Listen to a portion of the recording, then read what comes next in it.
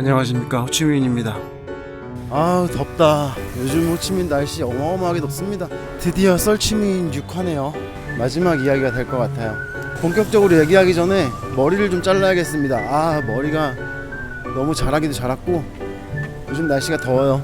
집 근처에 로컬 바버샵이 하나 있거든요. 거기 가서 자르려고요. 사실 한국 사람 머리는 한국 사람이 제일 잘 자르거든요. 그래서 저는 원래 한국 미용실 다녔는데 오늘은 그냥 로컬 미용실 가서 싸요. 그래서 빨리 자르고 그러고 가려고 합니다.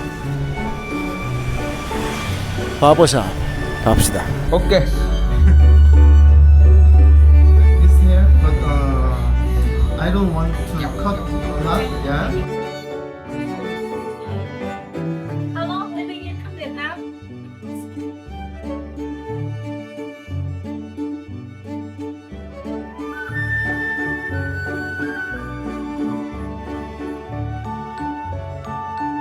여기 뭐야? 여기 식당인가? 카페인가? 식당인가? 카페인가? 어허. 마차바네. 커피는 안 파네, 여기는? 여기 앉으려고 했는데 선풍기가 하나, 둘, 셋 이렇게 많이 돌고 있어가지고 바람 소리 때문에 촬영을 할 수가 없어요. 자, 본격적으로 오늘의 썰취미인을 시작해보겠습니다. 오늘의 이야기는 제가 영상에 담지 못했던 이야기들을 좀 한번 해보려고 해요. 여러 가지 일들이 있었는데 영상에다가 넣기에는 조금 애매했던 순간들이 좀 많이 있었거든요. 그래서 그 이야기를 좀 하려고 하고요. 첫 번째 이야기는 러시아에 대한 이야기입니다.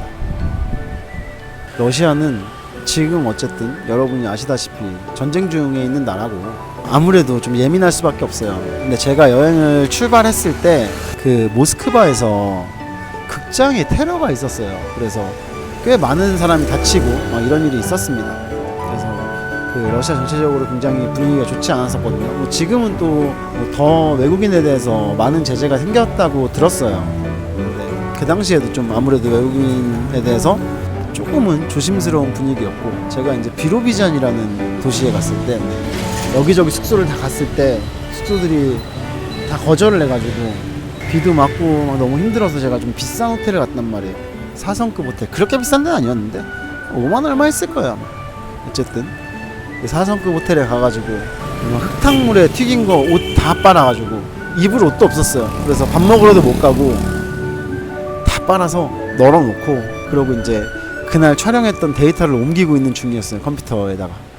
근데 갑자기 누가 문을 쾅쾅쾅 두들기더니 문을 열어보래요, 한국말로. 뭐지? 왜 한국말? 누구지? 누구냐고 물어봤더니 잠깐 문 좀 열어보래요. 우선 문을 열었죠. 호텔인데 무슨 일 있겠냐? 문을 열었는데 막 약간 효도른 느낌의 그런 형님 하나 있었고, 그리고 좀 마르고 날렵해 보이는 사람 하나, 둘 다 약간 추리닝 같은 거 입고 있었어요. 그리고 동양인 남자 하나가 있었는데 이분은 이제 대화하면서 쓰는 단어나 이런 거 들어보니까 조선족인 것 같아요. 잠깐 그 어딜 같이 가야 된대요. 어딜 가야 되냐 했더니 안기부를 가야 된다. 이 조선족 같은 애시 이제 통역을 하러 온 거죠. 그 지역에 한국말 할 수 있는 사람을 찾아가지고 데리고 왔겠죠. 안기부라 그러면 우선 우리 한국 사람들한테는 굉장히 그 인식이 그렇잖아요. 아, 큰일 난 거 같잖아요. 아, 안 된다, 나 못 간다, 왜 가야 되냐 했더니 아, 뭐 위험한 거 아니고 막 나쁜 거 아니고 이렇게 막 신분증을 보여줬는데 K 뭐 어쩌고 써 있었어요. 나중에 그 모스크바에 있는 조지한테 얘기 들어보니까 그 KGB가 이름이 바뀐 거라고 하더라고요. 하여튼 뭐 이제 경찰복을 입고 있지 않으니까 저는 믿음이 안 가잖아요. 그래서 아, 난 못 간다, 내가 거길 왜 가야 되냐 막 이러는데, 아, 진짜 잠깐 가서 조사만 받고 오면 된다, 금방 끝난다 막 이러는 거예요. 제가 그때 옷을 다 빨아가지고 라이딩 기어 안에 있는 그 방수 내피가 있어요. 그걸 걸친 상태로 그냥 이렇게 꼭 부여잡고, 그건 허리가 잠기는 게 아니라서 부여잡고 이렇게 문을 열었거든요. 그래서 봐봐라, 나 지금 바지도 없다, 난 못 간다, 지금 밖에 못 간다고, 옷이 없는데 어떻게 나가냐 그랬더니 그러면 네 방에서 조사를 좀 할 수 있냐. 그래서 근데 방에 이 사람 셋이 들어오면 너무 위험할 것 같아가지고 그럼 차라리 호텔 로비나 복도로 가자 그랬더니 거긴 또 안 된대요. 사람들이 있는데 안 된대요. 너무 무서운데 어쩔 수가 없었어요. 선택권이 없었어요.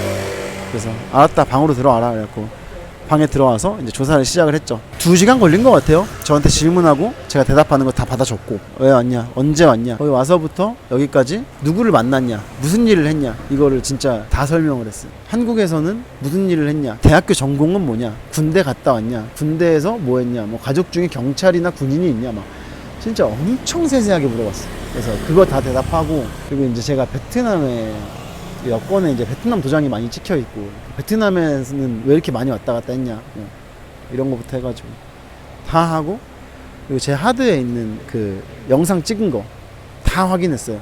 근데 이런 경우가 그전에도 있었다고 들었어요. 정부 건물 같은 거는 찍으면 안 된다고, 찍었다가 그거 걸려가지고 위험한 상황에 처했던 사람도 있다, 이런 얘기를 들었었는데, 다행히 저는 그래서 그걸 미리 들어가지고 그런 데 찍진 않았거든요. 제가 찍은 사진들도 다 확인하고 오래 걸렸어요. 그러다가 저한테 밥 사줬던 그 군인 형님 있잖아요, 샤샤 형님이라고, 그 형님 명함을 줬거든요. 그리고 무슨 일이 생기면은 이 명함을 보여주고 연락을 하라고 해라, 그러면 자기가 어지간한 건 다 해결해 주겠다 이랬거든요. 그래서 명함을 줬어요. 해결이 되겠다 싶었는데, 뭐 그래 알았어 그러더니 계속 조사를 이어가더라고요. 이제 무용지물이긴 했거든요.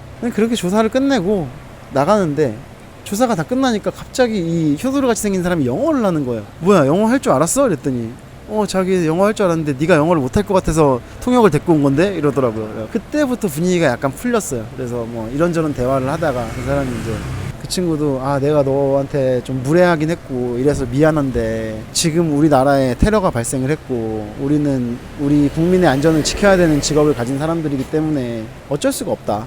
외국인들에 대해서 조사를 하고, 그리고 그 사람이 문제가 없으면은 괜찮은 거니까 이렇게 할 수밖에 없으니까 정말 미안하고 뭐 이런 얘기를 막 하더라고요. 그래서 그래, 뭐 니네 나라 상황이 그러니 이해를 하겠다, 뭐 이렇게 하고 잘 끝났어요. 그 후로도 연락을 계속 이어갔고, 저도 그 친구랑 뭐 나중에 꼭 또 놀러 갈게, 비루비 전에 언젠가 꼭 놀러 갈게, 그리고 뭐 날짜 맞으면 알타이에서 만나서 여행 같이 하자, 막 이런 얘기도 했었는데, 그 당시에 이제 이런 이야기들을 제가 유튜브에 담기에는 좀 부담스럽더라고요, 쫄아서.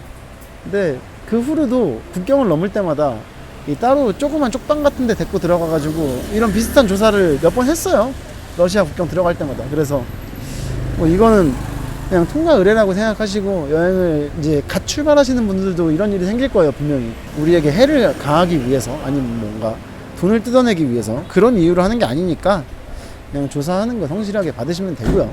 샤샤 형님 얘기가 나왔으니까 하는 얘기인데, 이제 저도 샤샤 형님하고도 종종 연락을 했어요. 잘 지내냐, 어디쯤 갔냐, 이 형님도 연락 오고, 저도 이제 뭐 어디쯤 가면 어디쯤 왔다 연락하고, 뭐 이렇게 연락하고 지내다가, 처음에 이 형님 만났을 때 왜 가냐 이랬을 때 제가 그냥 나 올림픽 보러 간다 이런 얘기를 했었단 말이에요. 근데 이제 올림픽을 보러 갔잖아요, 제가. 그래서 올림픽 보러 왔다고 사진 찍어가지고 보냈어요. 형님 나 지금 올림픽 보러 왔어요, 이렇게 보냈는데, 이 형님이 이제 자기는 한국에 있다는 거예요, 지금. 그래서 한국은 왜 갔어요? 그랬더니 사진을 찍어서 절에 있는 사진을 찍어서 보내더라고요. 근데 이게 절이 좀 이상해요.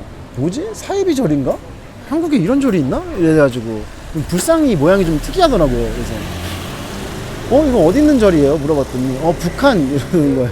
좀 당황스러웠는데 그런 일도 있었고요. 아쉬움 같은 거에 대한 이야기를 좀 드리자면, 썸이라고 이야기를 해야 될까요? 근데 썸까지는 아니었어요, 솔직히. 그냥 제가 이탈리아에서 피렌체 근처에 있는 그 이제 도미토리를 간 적이 있어요. 영상에 나왔었는데 엄청 막 예뻐요, 거기가. 그리고 거기는 이제 장점이 뭐냐면은 근처에 식당이었기 때문에 보통 이제 되게 저렴하게 거기서 파스타 디너를 하는데, 그 디너에 거의 거기에 와 있는 여행자들이 다 참여를 하거든요.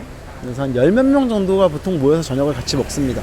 다 국적도 다르고 꽤 재밌어요. 그리고 제가 오기 전날에 폴란드에서 온 그 여성분들이 있었고, 그리고 호주에서 온 남자애들이 있었는데, 그들이 또 이제 그 도미토리임에도 불구하고 24베드 도미토리에서 뜨거운 시간을 가졌다는 이야기를 해주더라고요. 그래서 와, 여기 진짜 빡세구나, 유러피안들은 다르구나, 이런 생각도 하고 이랬는데, 저도 그 디너에 참석을 하면서 이 친구들하고 얘기를 하다가 한 친구랑 좀 얘기가 너무 잘 통했어요. 되게 신기한 게 대부분의 다 유럽 출신의 이 여행자들인데, 이 사람들은 거의 대부분 이제 호주 사람들을 되게 좋아하더라고요. 제 옆에 이제 호주 남자애들 둘이 있었는데, 다들 걔네랑 엄청 대화를 하고 싶어하고 되게 궁금해하고 그래요.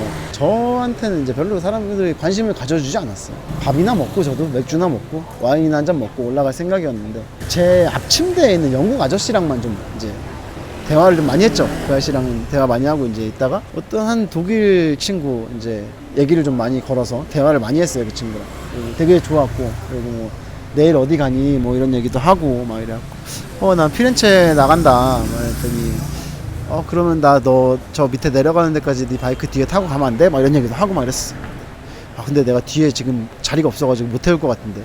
그 친구는 되게 재밌었어요. 다음날 막 인스타그램도 막 서로 교환하고 막 이랬는데, 다음날 또 저녁 먹을 시간에 걔가 몇 시에 내려갈 거니 막 물어봐가지고 난 몇 시에 내려갈 건데 같이 먹자. 그래서 또 같은 테이블에 앉아가지고 되게 이런저런 얘기도 많이 하고 재밌었어요. 내일은 어디 가? 그래갖고 나 내일 떠나. 그랬더니 진짜 너무 아쉽다. 내일 우리 어디 갈 건데 막 이러면서 같이 가면 좋을 텐데 막 이런 얘기를 했는데 저는 또 가야 되는 일정이 있었기 때문에 그냥 쿨하게 떠났습니다.